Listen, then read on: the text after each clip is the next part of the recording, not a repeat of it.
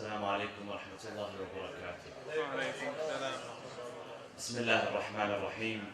الحمد لله رب العالمين، نحمده ونسبحه ونقدسه على آلائه ونعمائه، ونشهد أن لا إله إلا الله وحده لا شريك له، إلها واحدا أحدا فردا صمدا حيا قيوما، نؤمن له بالربوبية ونقر له بالعبودية، من يهد الله فهو المهتدي ومن يضلل فلن تجد له وليا مرشدا، ونشهد أن سيدنا محمدا عبده ورسوله أرسله بالهدى ودين الحق ليظهره على الدين كله. اللهم صل وسلم وزد وبارك وترحم على محمد وآل محمد كما صليت وسلمت وباركت وترحمت على إبراهيم وآل إبراهيم في العالمين إنك حميد مجيد. وصل اللهم وسلم على جميع الأوصياء وجميع المؤمنين وعباد الله الصالحين. عباد الله، أوصيكم ونفسي بتقوى الله. أعوذ بالله من الشيطان الرجيم. بسم الله الرحمن الرحيم. الذين ينفقون في السراء والضراء والكاظمين الغيظ والعافين عن الناس والله يحب المحسنين. صدق الله العلي العظيم. وصلوا على محمد وآل محمد. اللهم صل على محمد. In Surah Al-Imran, chapter number 3, beginning from verse 130 onwards, is a group of verses which describe the attributes of the believers. In the same way that in other verses of the Quran, in other places in the Quran, there are groups of verses which describe the attributes of the believers, this is among one of them. Verse 134 describes a certain type of people. It says, الذين ينفقون في السراء والضراء والكاظمين الغيظ والعافين عن الناس. So 3 attributes in one verse. The first is that they spend infaq, and the word infaq comes from nafaqa, which means to spend in a righteous way. الذين ينفقون في السراء والضراء. They are those who spend in both ease and hardship. Meaning what? Meaning that regardless of their situation, they have made a habit out of spending in a righteous cause. And whenever anything is established as a habit, you tend to do that thing whether you are in ease or in hardship. If exercise, for instance, in the morning is a habit, generally, once it becomes a solid habit, people tend to do it whether in ease or in hardship. Whether they have a lot of time or maybe they don't have a lot of time. They make some time for it. They make it a priority. Anything that becomes a habit eventually becomes a priority. So the verse says that those who spend, whether in ease or whether in hardship, whether they have a lot or they have a little, they have made a habit out of it. You know, there's a famous investor, many of you know him, one of the richest men on earth, Warren Buffett. And I was reading something one time, he was saying that, you know, many people today with their finances, they spend what they have when they receive their money, they spend what they have and then they invest what's left over. He says, my philosophy is invest and then spend what is left over. And when you look at charity and infaq, the way that it is described in the Quran, in other verses, it is described as an investment. What is an investment? When you give something, you put some of your resources, whether it be time or energy or money, knowing that you are going to receive more down the road. That's what a good investment is. And charity, of course, charity is never the solution, but if, it's not rather the only solution, but if you give, the Quran says, understand that whatever you give in righteousness, it's going to come back to you. You're going to get a return on your investments. You may not see it right now, you may not see it next week, you may not see it next month, but you will eventually see it down the road. You may not even see it in your own life. You will see it in the lives of your children and your grandchildren and your future generations. This is one of the best investments you can make, is infaq, spending in righteous causes. And this verse makes it clear that whether you are in ease or whether you are in hardship, because you've made it a habit, it doesn't matter how much you've received. Some people, they put a contingency. They say that if I receive this amount and only this amount, I'm going to give a small portion of it. Whereas other people, they say no matter how much or how little I receive, I'm going to give anyways. It's become a habit for me. So either through ease or through hardship. الَّذِينَ يُنْفِقُونَ فِي السَّرَّاءِ وَالضَّرَّاءِ. And then the second attribute is وَالْكَاظِمِينَ الْغَيْظِ. What do these two words mean? Al-Kadhimin. This is the plural of Kadhim, and the word Kadhim, the root of that comes from the word Kadhm. What does that mean? The literal meaning of that is the band which is tied around the top of a water container. So before, they used to create, and even in some places today, in rural areas, they create water containers out of what? Out of leather or out of goat skin or some type of durable material. And so when you draw water into that container, it has to have, today with plastic bottles, we have a cap. Before they didn't have a cap, you had to tie something around the mouth of that pouch or that container to prevent the contents from spilling out. That is called kadhm. Now, why does the Quran say وَالْكَاظِمِينَ الْغَيْظِ? What is ghayz? Ghayz refers to rage or anger. And some commentators, they say, why isn't it that the verse says ghadab? Because there's also ghadab. So they say that ghayz refers to the internal aspect which is associated with anger, and ghadab refers to the display of anger. This is the linguistic difference between the two words. The Quran says, وَالْكَاظِمِينَ الْغَيْظِ, those who put a lid on their anger, those who cap their anger, so that even if the anger is inside, it's an internal content, it doesn't spill out. They're able to suppress it. Meaning that the believers, it's not that they never get angry. Some people, their philosophy is, I'll never get angry about anything. No, anger, it's a natural emotion which is found in human beings. And we believe that God doesn't create anything arbitrarily. No emotion that we have, no faculty that we have internally is created without a purpose. There's definitely a purpose behind anger, because there's good types of anger. I mean, if nobody was to ever get angry, imagine we lived in a world where nobody ever got angry about anything, then nothing would change.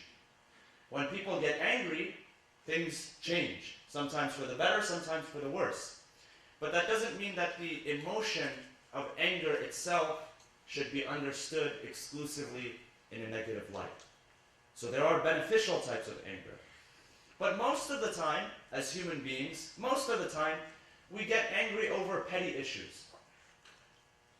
We get angry over things that, if you really think about it down the road, it doesn't really, it won't matter. If you look at it as 1 month down the road, or 6 months down the road, or a year down the road, it really doesn't matter. It doesn't make a difference. Those are the things that you know that it doesn't make sense to be angry over. One day, and I'll share a number of narrations from the tradition of the Ahlul Bayt alayhi salam. One narration says that, from Imam Sadiq alayhi salam, it says that anger is the key that opens the door to all kinds of vices. Another narration which is similar to this, the sixth Imam narrates from his father, the fifth Imam, Imam Muhammad al-Baqir alayhi salam. He says that anger is one of the worst things that you can have, because it is anger which leads and opens the door to other vices. And he gives an example. He says it is anger which causes one man to take the life of another man. or it is anger which causes other vices to follow. It becomes a door. It opens the door for other vices. Another narration from Imam al-Sadiq alayhi salam says that a believer is a person who, when he is angry, his anger does not lead him away from the truth. He understands what the truth is. He understands the truth as an independent and external reality. And no matter what his personal situation is, no matter what he feels about the subject at hand, he doesn't allow his anger to overcome him and for him to abandon the truth. There's a brilliant author and who's written a number of books on personal development and effectiveness. And one of the things that he says, and he gives a few examples, in one of the chapters of his book, he says that if you want to know whether something matters or not, begin with the end in mind. Think about your end. And in the beginning of the chapter, he says, he invites the reader to imagine themselves at a funeral. And this funeral takes place, this imaginary funeral, takes place 3 years from now. And he says, imagine, and I want you to visualize, and I want you to picture the setting. If you've ever been to a funeral, you have family members and perhaps friends and loved ones, and people gather in a house of worship or a funeral home in order to honor that person. And he says, I want you to now imagine that that is your own funeral, and you are visualizing it, and you're picturing it. He says, who do you think will be in attendance right now? If you had to make a list of people that will attend your funeral, will that include all of your family members? Or do you think some of them will choose not to attend? Will that include all of the people that you deal with on a day-to-day basis? Or will some of them choose not to show up? He says, this exercise helps you understand your priorities at your present state. And what's going to control you? What's going to control your attitude on a day-to-day basis? He says, when you're always thinking about the end, when you have the end goal in mind, you know at your present state what you're going to do. So he says, if you imagine just that picture, your funeral in 3 years, who's going to show up? Well, what's the setting going to be like? If somebody has to deliver a eulogy, what are they going to say? Are they going to remember you as a person of mercy, or a person of reason and compassion and love? Or are they going to remember you as a person who is always emotional, taken by their anger and taken by their whims? And then he sort of, throughout that book, he gives a few examples. And he says that, human beings, we tend to be reactive, not proactive. Meaning that we tend to react to the situations as they come our way, right? We hear of sudden news, and all of a sudden we react in a certain way. Or someone says something to us and we react in a certain way. Versus being proactive, which is the exact opposite, which is being in a state where you can anticipate those things and knowing how to respond appropriately. And he gives an example. He says that, when you allow anger to take over, this is what happens. He says sometimes you find yourself when you're in a position of authority. So say you're a parent or a boss, right? A parent or a boss is in a position of authority where they can exercise and influence their authority. And that type of authority comes from position. So when you study leadership, you find that some leaders, they are followed because of their position. They have to be followed. So a boss, you have to follow the boss. It's because of their position. You may not like it, and you may not want it, but you have to follow the boss because of their position. The higher levels of leadership is when people follow you not because of your position, because you can exercise your authority, but because people want to follow you, or because of what you represent. So in a strong organization, there are always leaders of higher levels, people are following them not because they have to, but because they want to. If you look at a masjid organization, for instance, nobody is forced to be here. Nobody who is here presently is forced to be here.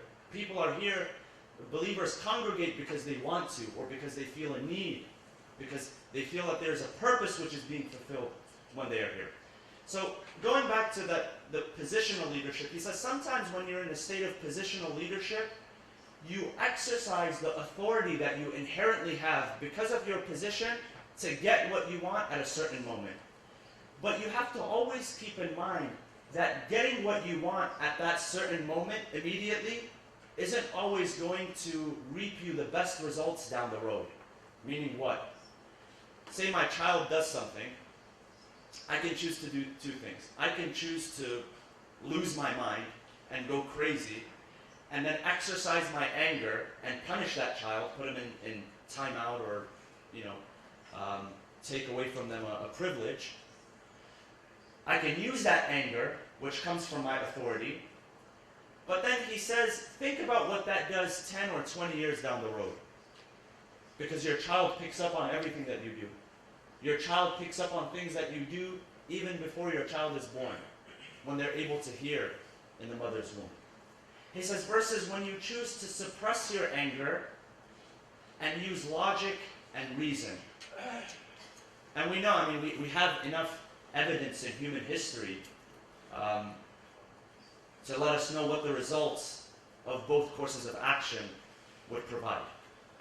So that's why the Quran talks about suppressing anger. Suppressing anger, not for the sake of whatever, but for the sake of being effective human beings. There's a number of occasions, if you study the life of the Prophet and the Ahlul Bayt alayhi salam, there's a number of occasions where they could have exercised their anger. Is it that they were never abused in their life? That's why they didn't get angry? Nobody ever hurt them? Nobody ever said a mean thing to them? If you come up with a list of the meanest things that you can do to someone or say to someone, there's always a case from the Imams where it's worse than that. They receive worse treatment than that. And were they not human beings? Did they not feel anger? Of course they felt anger, but they suppressed their anger. One of the famous stories is that of Amir al-Mu'mineen when he faced that man in battle, and he struck him down, and he paused before ending his life, and people asked him, why did you pause? And his response was that I wanted to make sure that it wasn't from my anger, because that man had spat in his face. I didn't want to do it out of my anger. I wanted to suppress my anger, because I wanted my actions, even though it was the same action, I could have done it a few minutes earlier,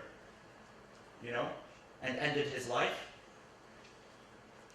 But I didn't want my anger to affect what my actions were. One day a man comes to Rasulullah sallallahu alayhi wa sallam.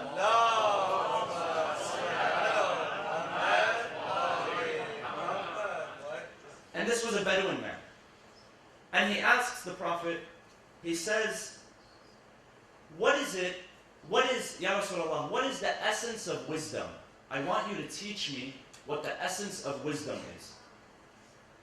And usually, when we read about the Bedouins approaching the Prophet or one of the Imams, usually it's carried with a negative connotation. We say that this person is a Bedouin, he's uneducated. And some of them were truly uneducated, as the Quran describes them. So he asks him, what is the essence of wisdom? What is wisdom? So the Prophet responds, he says, it is that you do not get angry. That's when you've attained wisdom. It's when you know how to suppress your anger. And so the Bedouin repeated the question. He says, what is the essence of wisdom? The Prophet repeated the same reply. And then he asked one third time, and the Prophet answered in the same way. Now, the question and the answer was the same, but if you've noticed, usually if someone asks you the same question once or twice or 3 times, and you give the same answer, either you lose your mind or that person loses their mind, one or the other. But in both cases, the Prophet was not annoyed by the question, and that Bedouin man was not annoyed by the answer. So he took the answer and he said, because I know the Prophet is a prophet of truth, I will accept his answer. So wisdom, The essence of wisdom is being able to suppress your anger. And many people think that, it's about being, life is all about being in confrontational, and being in confrontation and being able to get in the other person's face. With a commentary on this verse, one hadith states that he who is able to curb his anger, even though he is able to release it, so sometimes you're not even in a situation to release your anger. But it's profound when you are in a situation where you are able to release your anger. He says, whoever curbs his anger, even though he's able to release it, meaning he's able to act on it, that person will be filled with security, number one, and faith by God. You will always feel secure, because you have provided security to other people, even though you could have vented and let out your anger. Another verse says the following. The person, he is not forceful who throws down his opponent. So the person who is able to throw down, his opponent is not considered a forceful person. He is not forceful who throws down his opponent, but he who controls his soul when he is angry. That's the true forceful person. That's the true powerful person. The one who's able to suppress his anger.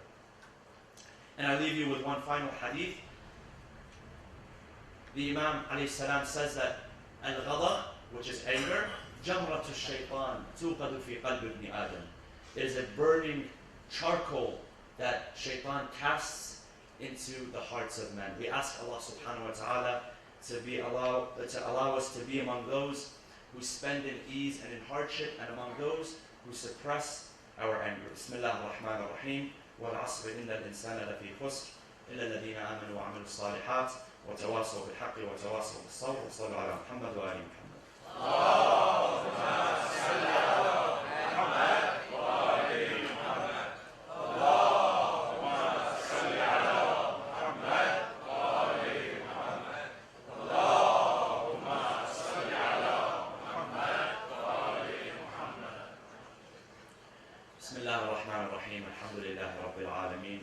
نحمده ونسبحه ونقدسه على آلائه ونعمائه، ونشهد أن لا إله إلا الله وحده لا شريك له، ونشهد أن سيدنا محمدا عبده ورسوله أرسله بالهدى ودين الحق ليظهره على الدين كله. اللهم صل وسلم وزد وبارك وترحم على محمد وآل محمد كما صليت وسلمت وباركت وترحمت على إبراهيم وعلى إبراهيم في العالمين إنك حميد مجيد. وصل اللهم وسلم على أوصيائه وخلفائه علي أمير المؤمنين وقائد الغر المحجلين، وعلى البضعة الطاهرة فاطمة الزهراء سيدة نساء العالمين، وعلى سبط نبي الرحمة وسيد شباب أهل الجنة الحسن والحسين، وعلى علي بن الحسين ومحمد بن علي وجعفر بن محمد وموسى بن جعفر وعلي بن موسى ومحمد بن علي وعلي بن محمد والحسن بن علي والخلف الهادي المهدي، عجل الله تعالى فرجه وسهل مخرجه وجعلنا من أنصاره وأعوانه. عباد الله، أوصيكم ونفسي بتقوى الله عز وجل.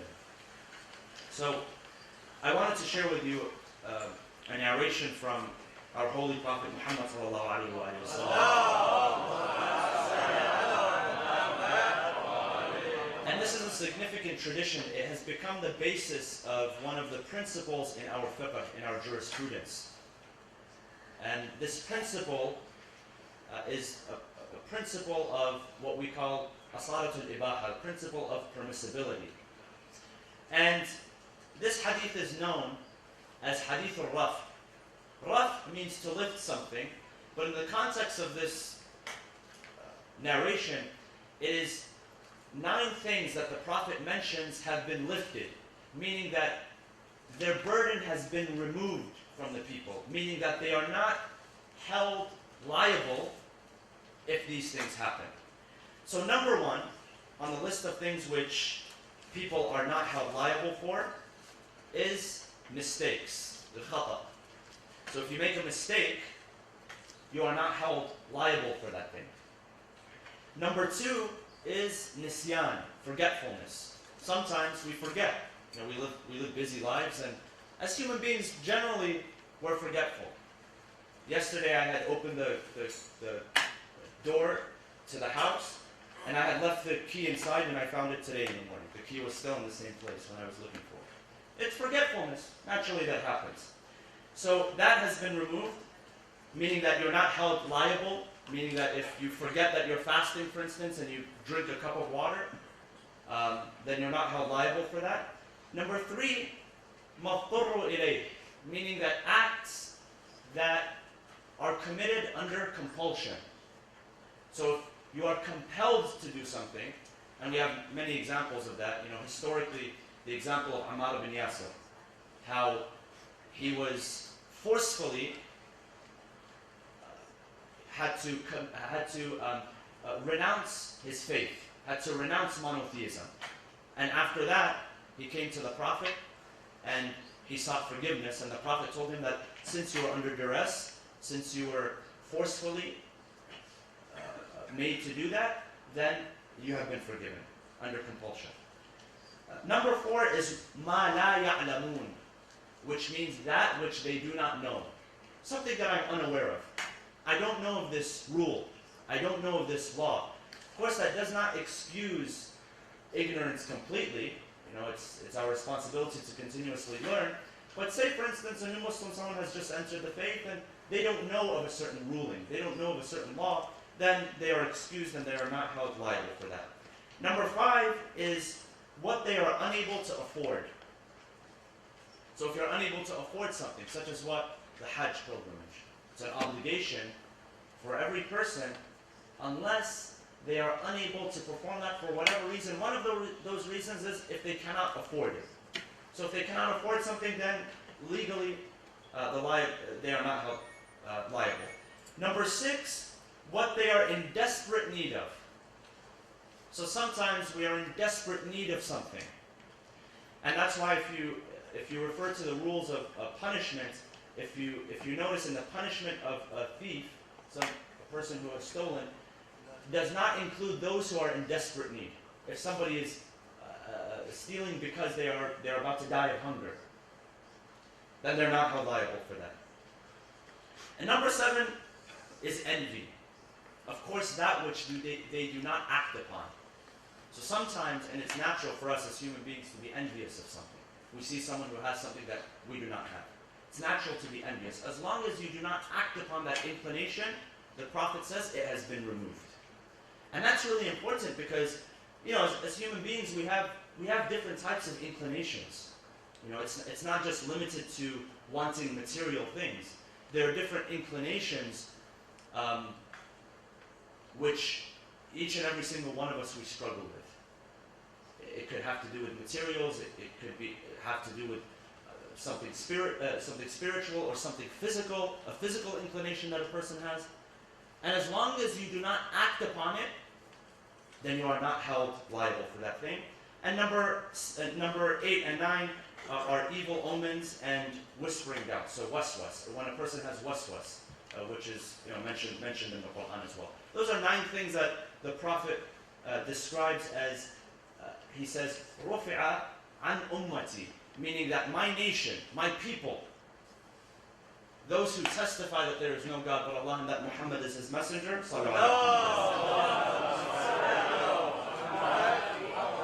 these 9 things have been lifted from them. We ask Allah subhanahu wa ta'ala to free us from our inclinations. We ask Allah subhanahu wa ta'ala to send upon us His forgiveness and His mercy and His blessings in this holy month and the upcoming months. Bismillah ar-Rahman ar-Rahim. اللهم اغفر للمؤمنين والمؤمنات والمسلمين والمسلمات الأحياء منهم والأموات تابع بيننا وبينهم بالخيرات إنك مجيب الدعوات إنك قاضي الحاجات إنك على كل شيء قدير برحمتك يا أرحم الراحمين وصلى الله وسلم على سيدنا محمد وعلى أهل بيته الطيبين الطاهرين.